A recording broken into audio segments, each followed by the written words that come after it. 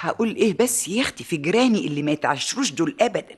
انت عارفه يا حبيبتي ان انا طول عمري نظيفه وشملوله وحاجتي دايما زي الفل، وده علشان بقى اغسل اول باول، ما خليش غسيل يتكوم على التاني ابدا. لكن تقولي ايه بقى في الجيران اللي بيغيروا مني هيطقوا مني عشان انا نظيفه وشملوله. طب اهو عندك اول امبارح بعد ما غسلت ونشرت ونشيري كان زي الفل، قلت ادلق الميه بتاعت الغسيل، رحت فاتحه الشباك على الاخر ودلقاها في الشارع. اتبي ست ام نجاة اللي ساكنه جنبينا كانت فايته تحت الشباك ونزلت عليها ميه الغسيل غرقتها. بصت لي يا اختي وراحت زعقه: ايه الميه دي ميه الغسيل يا اختي عقبال عندكم. وهي ميه الغسيل تترمي من الشبابيك برضو يا خالتي بامبا؟ اما انت امرك عجب قوي يا ست ام نجاة. ارميها يا اختي مطرح مرميها، انت زعلانه ليه؟ مش عايزاني ازعل يا خالتي بامبا، والميه نزلت عليا غرقتني وغرقت الهدوم اللي انا لابساها.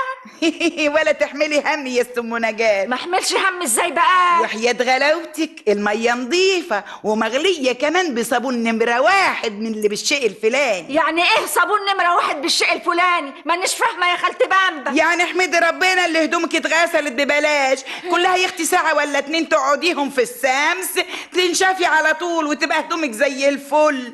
غلطتش يا اختي؟ اقوم ابص الاقي الست ام نجاة قال ايه تروح على الكراكون عدل وتعمل له مذكره، واللي في الكراكون يا اختي يعوموا على عمهم ويعملوا لي قال ايه محضر عشان بدلق ميه في الطريق العام. حق والنبي ده يصح برضه بين الجيران وبعضيهم. واحكي يا اختي للراجل ابو سيد يقول لي: حد يرمي الميه في الشارع من الشبابيك يا بامبا؟ امال دورات المياه معموله ليه؟ يا اخويا اصلا انا كنت جنب الشباك، ايه بقى اللي هيوديني دورة الميه؟ هو انت بس غاوي تعبي وخلاص؟ يبقى تستاهلي تروح تشتكيكي وتحبسك كمان. انت يا راجل انت معايا ولا مع الكراكون؟ يا بامبا انا مع الحق.